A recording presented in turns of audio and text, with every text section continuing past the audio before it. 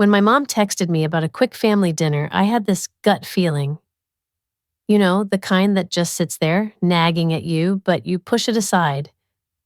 It was supposed to be casual, nothing big, she said. Yet I couldn't shake the unease. The last time we had a family dinner, I ended up footing the bill, nearly $900. No one even blinked. My dad made a joke about how it was good I had no kids to feed, and everyone laughed. But I wasn't laughing. I had said I'd help if they needed it, but not like this. It wasn't supposed to be my job. Still, I hadn't seen them in 2 months, and sometimes guilt just wins. So I said yes. Walking into the restaurant, I spotted them immediately. They were all there, gathered around a long table by the window. My dad was cracking jokes, my aunt was sipping her wine, and my twin brother was busy snapping selfies. They seemed so complete, like a picture-perfect family. The only person missing was me. Or maybe I wasn't really meant to be part of it. As I approached, my mom turned around, smiled, and pointed to a table behind her, as if assigning me a spot on a bus. "You can sit there. We need space for the real group," she said. It was like a punch to the gut, but she didn't even flinch, just turned back around like she'd ordered the soup. I stood there for a moment, trying to process it. Then I walked to the empty table in the corner, tucked away near the kitchen door and bathrooms. Fine, I thought. If they want to treat me like an afterthought, I'll play the part. I ordered an old-fashioned, smiled at the waiter, and pretended everything was fine. But inside, I was boiling. It was like a circus over there at their table. They were laughing, toasting, ordering everything off the menu. My uncle got the ribeye, my brother had 2 appetizers, and my dad ordered a $130 bottle of wine, pouring it like it was soda. My mom kept calling the waiter over like he was her personal servant. They had no idea. I watched, sipped my drink, and waited. When the waiter came by again, I slid my card across the table and, just loud enough, told him to charge everything from their table to them. "Mine's just this drink," I said. He blinked, then nodded, looking like he was in on the joke. I sat back, savoring every second. Then the moment came. From across the room, I heard my dad's voice erupt.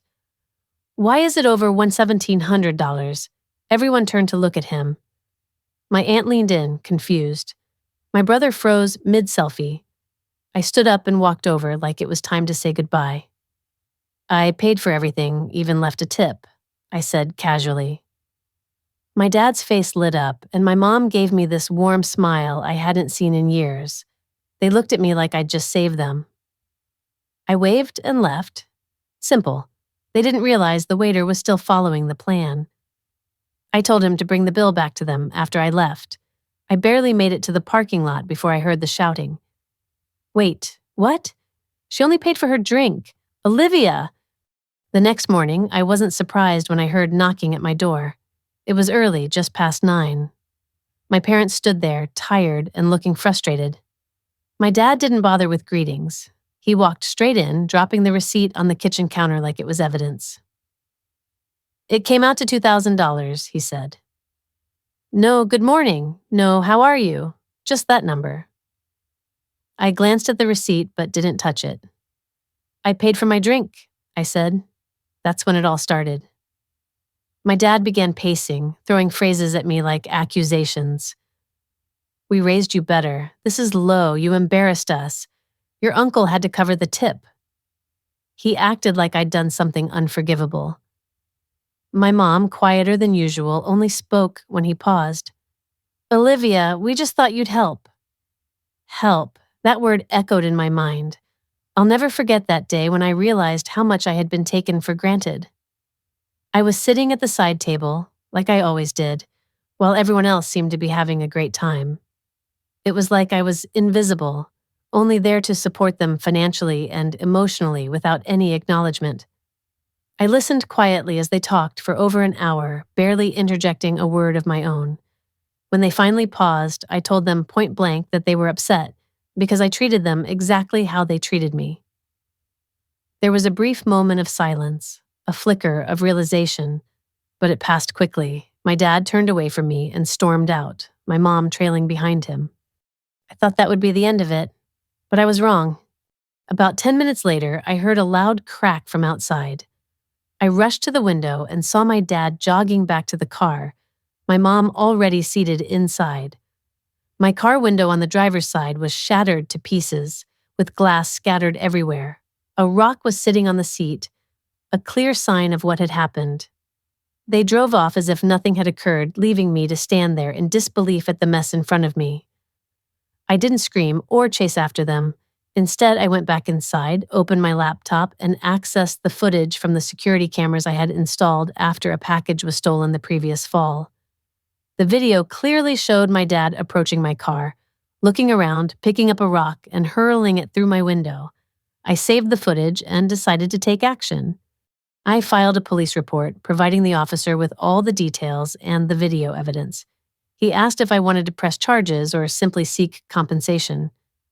I was adamant that I wanted every cent back. That broken window was more than just damage. It was a message, and I intended to send one back. By the end of the week, my dad was out $420, with no insurance to cover the cost and no excuses to fall back on. He paid up, but I wasn't ready to let it go just yet. I opened my banking app and stared at the shared family expenses account. For the past 9 months, I'd been depositing $2,000 into it every month, believing I was helping with necessary expenses like repairs, bills, and groceries. They had claimed they were struggling, and I wanted to believe we were all in this together. But then I started noticing strange things. There were sudden shopping sprees, my brother's casual posts from new cafes, and Uber rides from campus to beach parties. Meanwhile, I was being told that every dollar was crucial for keeping the family afloat. I decided enough was enough. I closed the account, reset the passwords, removed all linked transfers, and left it at 0. The fallout was immediate. 3 days later, I had 15 missed calls from my mom, 6 from my dad, and even a text from my aunt, insisting there must have been some mistake. My brother sent a single line, "What the hell, Olivia?" I ignored all of it. Then, about a week later, they showed up again, acting as if nothing had happened. They were all smiles, my dad even hugged me at the door, and my mom brought a box of pastries. They sat on the couch talking about forgiveness, unity, and starting over. My brother wasn't there, but his name came up a few times. My mom said we'd all had a rough patch and that it was time to move forward as a family. My dad suggested we all go out again, just to have a good evening, and I nodded, smiled, and agreed. They left feeling victorious, believing everything was back to normal, just like they wanted. When they suggested we go out for dinner to reconnect, I immediately agreed. I picked the place myself, choosing somewhere expensive with chandeliers that hang so low they practically whisper in your ear. I even called ahead to ensure we'd have a private table, making sure everything looked genuine. On Saturday night, I arrived 10 minutes early, dressed as if I didn't have a care in the world. My family showed up together, dressed nicer than usual, my mom looking pleased and my dad laughing when he saw the place. He joked about not repeating past mistakes, and I smiled and assured him we wouldn't. We settled in, ordered wine, and they seemed more relaxed, as if a heavy burden had been lifted. My mom mentioned this felt like a turning point, while my aunt nodded along like she had just come back from therapy. My brother barely looked up from his phone, only pausing to roll his eyes at the waiter. Everything was unfolding exactly as I had planned. They indulged in appetizers, steaks, seafood towers, and 2 bottles of wine. My dad made 2 toasts, both vague and self-congratulatory, while my mom kept glancing at me, perhaps wanting to say she was proud but unable to find the words. I played my part perfectly, like a seasoned actor. Toward the end, I checked my phone, stood up calmly, and told them my girlfriend was calling. I remember that day vividly. I was sitting at the table with my family, trying to keep my composure, while the waiter approached with the check. It was a typical family dinner, the kind we had countless times before, but this time I had a different plan. I excused myself, saying I'd be right back, and walked past the restrooms, down the hallway. I nodded at the waiter who held the check and stepped out the side door. Getting into my car, I drove away, my mind already knowing what would unfold in my absence. 10 minutes later, the waiter would deliver the check to their table, and I could already picture the scene. The amount was $147 before tip. I knew my dad's reaction before it even happened. He would start with a joke to lighten the mood, but his smile would quickly fade. My mom would look at the waiter, questioning if there had been a mistake. My brother would accuse someone of pulling a prank. Eventually, reality would sink in, and by then I'd be long gone. When I got home, my phone was flooded with notifications, 40 missed calls, 4 voicemails. The first voicemail was calm, almost collected. By the second, the volume had risen. The last 2 weren't even coherent, just a mix of breathing and shouting. My brother sent a barrage of texts, swinging from threats to pleas to insults and back again. And then came the inevitable knock on my door. This time, they didn't wait even a day. An hour later, my dad, mom, and brother were there. No pretense of warmth, no smiles, no pastries. "You humiliated us," my dad said, his voice heavy with accusation.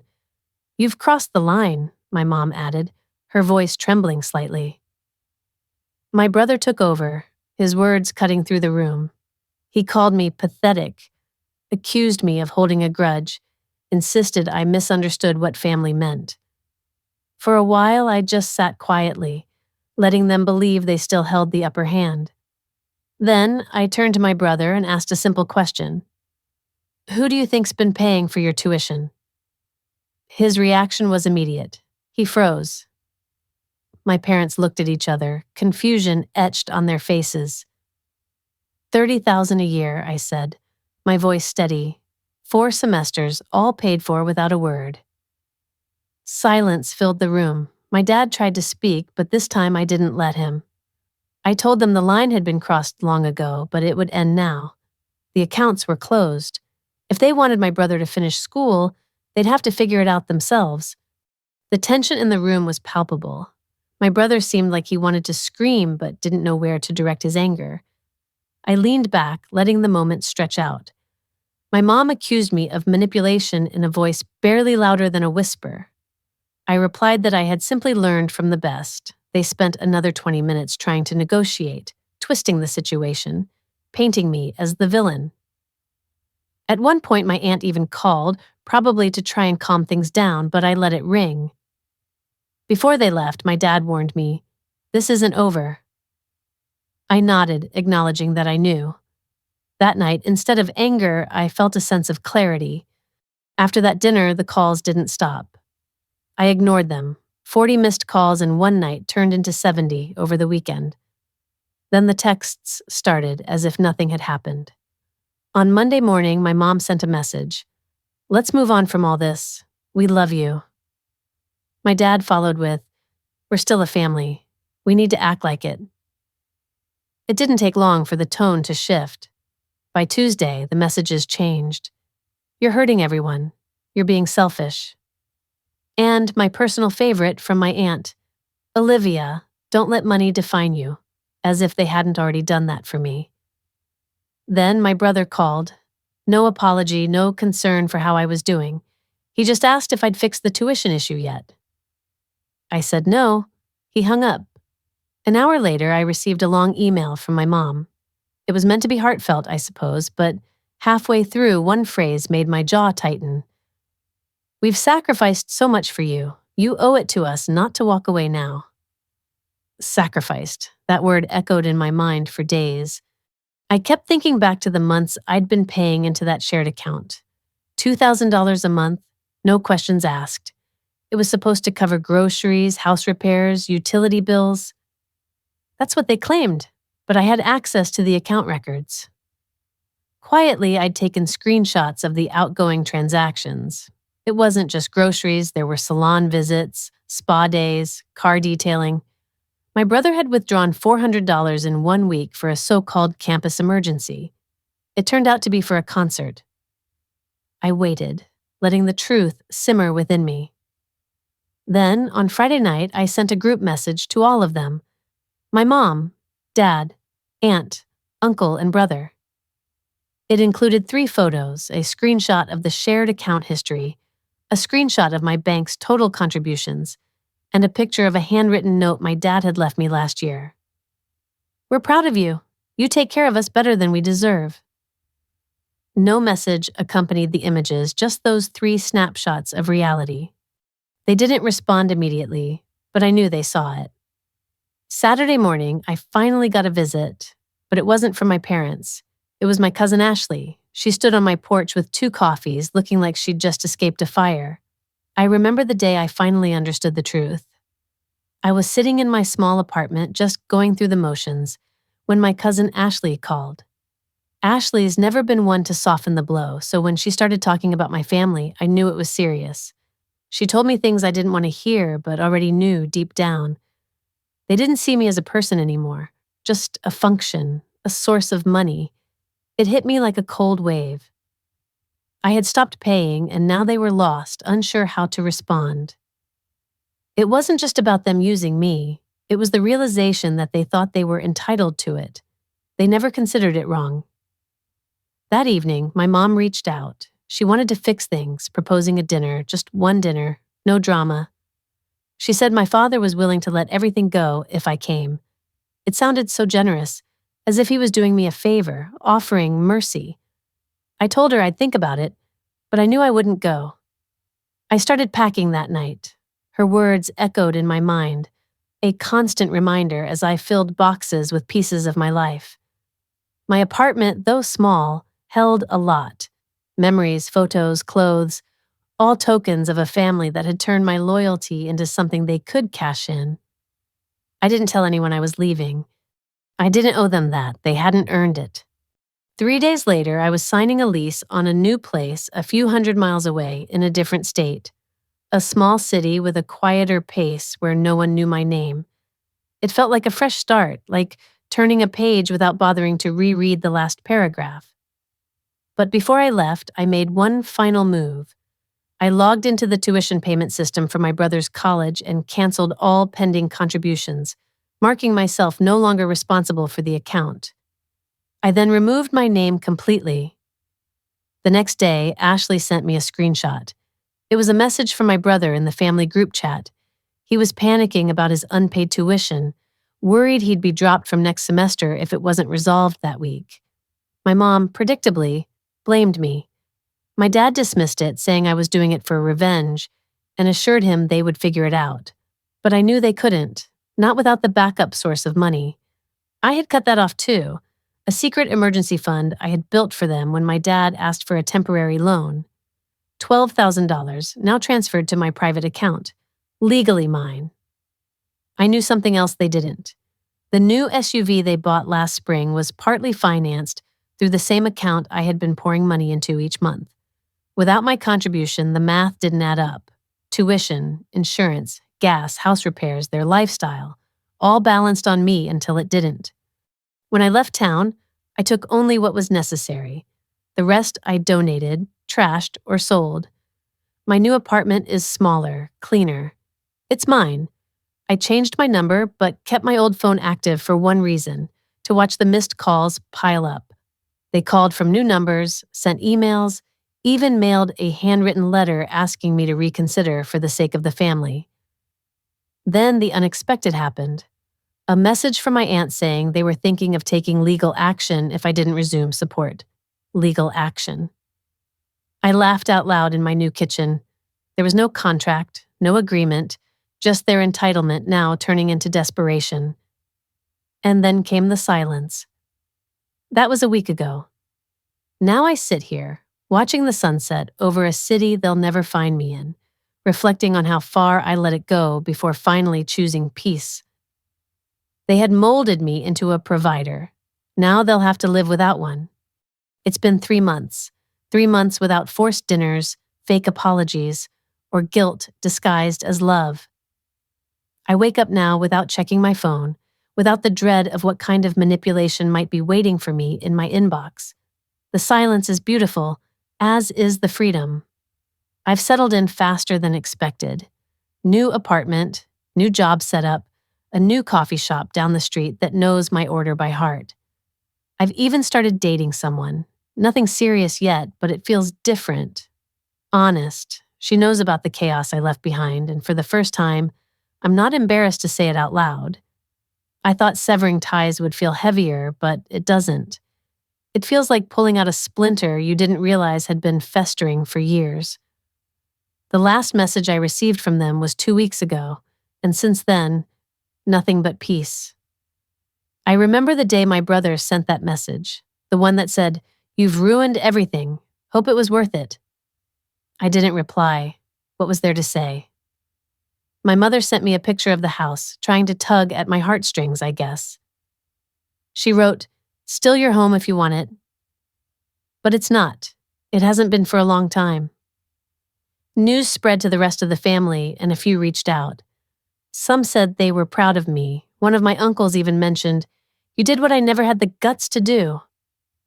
It was unexpected, but it made me realize that this was bigger than just my immediate family. It was about a system that demanded too much under the guise of tradition and obligation. My parents have gone silent again, probably hoping that with time, I'd forget the rock through my car window, the manipulation, the laughter at my expense.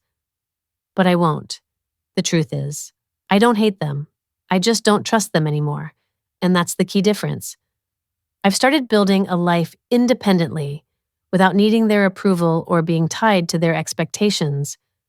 I stopped checking their social media, stopped worrying if they're okay, stopped pretending they'd ever apologize sincerely. But I keep notes because something tells me this isn't over. They'll do something eventually. Maybe not soon, maybe not directly, but I know them too well to think they've stopped planning. If that day comes, I'll be ready. Because if there's one thing they should know by now, it's that I don't start fights. I just finish them. I didn't think there'd be another chapter to this story. 2 months had passed since I walked away. I settled into a new routine, quiet apartment, peaceful mornings, no guilt, no emotional baggage to sift through. I stopped waiting for the next blow. I believed it was over. Then my phone rang one Friday afternoon. It was my uncle, the one who stayed neutral enough to trust, even when everyone else turned on me or pretended not to notice. We hadn't spoken since I moved. I thought he was just checking in, but after some small talk, he got to the point. He said, "I think you should know what's been happening back home." I didn't say anything, just listened.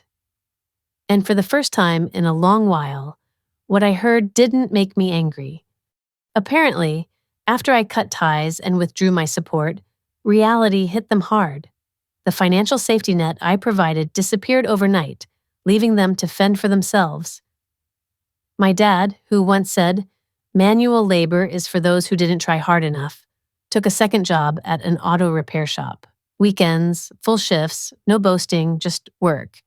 My mom stopped her weekly brunches, canceled salon appointments, started using coupons again, cooking more, managing bills herself, sold the SUV I helped finance last year.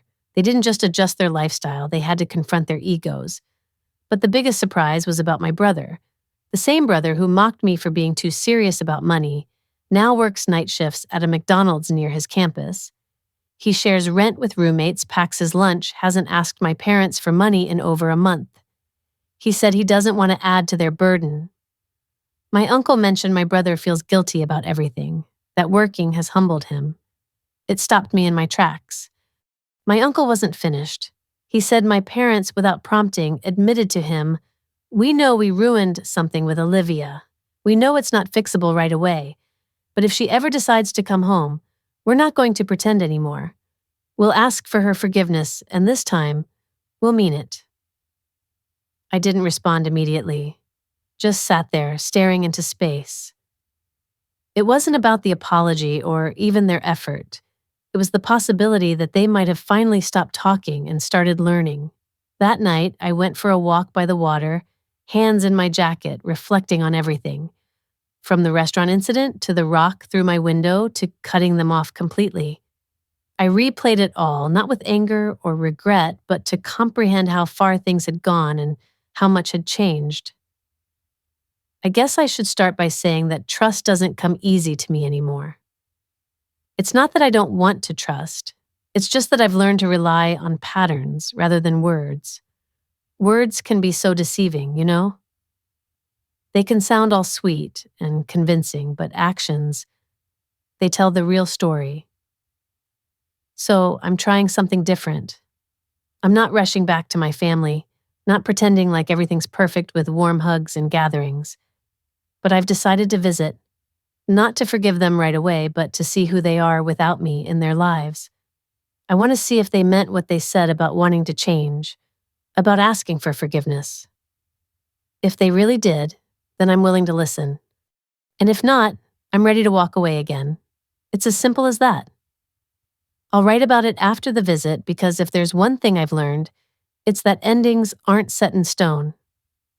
A few weeks passed and I found myself driving back for the first time. I couldn't bring myself to go to the house, not yet. Instead, I met my uncle for lunch at this diner we used to go to when I was a kid. It was comforting in a way, sitting in that same corner booth with the scratched-up table where the coffee just keeps getting refilled without you even asking. He'd already arrived before me, sipping his coffee, looking over some papers that seemed like insurance stuff. When he saw me, he got up and hugged me. It wasn't one of those polite hugs, it felt real. His arms lingered just a little longer than I expected. He didn't push me to visit my parents or guilt-trip me into anything. He just said they're trying, really trying. I just nodded. I didn't promise anything. Later, I drove by the house. I didn't stop, just circled the block once. The lights were on and the yard looked a bit neglected. One of the hedges was dying and their old SUV was replaced by an older sedan with mismatched hubcaps. I parked a couple of streets over and walked to the nearby park. I sat on the same bench where I'd read when I was 17, dreaming about leaving for college. I stayed there until it was dark, then left. There was no confrontation, no drama, just my presence. That weekend, my mom sent me a message. It was a photo of that same dying hedge, now freshly trimmed and watered. There was no caption. It didn't change everything, but it also wasn't manipulation. That was new for them. A week later, a letter from my dad arrived. Not typed, not a text, just handwritten. It was awkward, messy, with smudged ink, and lines scratched out. But it had one thing I hadn't heard in years, an apology. He didn't blame me or ask for money or even a visit, just said he was sorry. It did something to me. Not a full repair, but a small crack in the wall I'd built around myself. I haven't replied yet, not because I'm punishing them, but because I'm still observing the pattern. Forgiveness isn't something you just give away because the right words are said once. You watch, you wait, you see who they are when they think you're not coming back. It's been a few more weeks now. My phone's quiet, no constant texts or calls. The silence feels different, not like abandonment, but like respect. My cousin Ashley still checks in. She visited me in my new city. We walked by the river, laughed about college memories, shared dessert at a small bakery. She said I seemed lighter, and I think I am. I've started writing again, not just reflections, but actual stories, fiction where characters regain their power. I needed this distance to find my voice again. My new life isn't perfect, but it's mine completely. I decorate how I want, buy groceries I like, sleep better. I don't flinch when my phone rings. Sometimes I think about the old days, family dinners, backyard birthdays, movie nights, but I don't let nostalgia lie to me. It wasn't always good. There were cracks long before everything fell apart, and I've stopped pretending those cracks were just quirks. They were warnings. Now I live with intention. I give when I want, not when guilted into it. I answer calls I choose, not out of obligation. I spend time with people who make me feel safe, not ones who drain me and call it love. I don't know if I'll ever fully return to them. But I know this, if they continue to grow, I'll meet them halfway, slowly and carefully. And if they don't, I'll walk away again, without drama or explanation. Because I've finally understood that I don't need a family that only loves me when I'm useful. I need people who love me even when I say no. And now that I've learned to say it, I'll never forget how. This isn't a story of revenge, but of clarity. And if you've ever felt like just a resource or a support beam for something that was never meant for you, maybe it's your story too. I'm Olivia,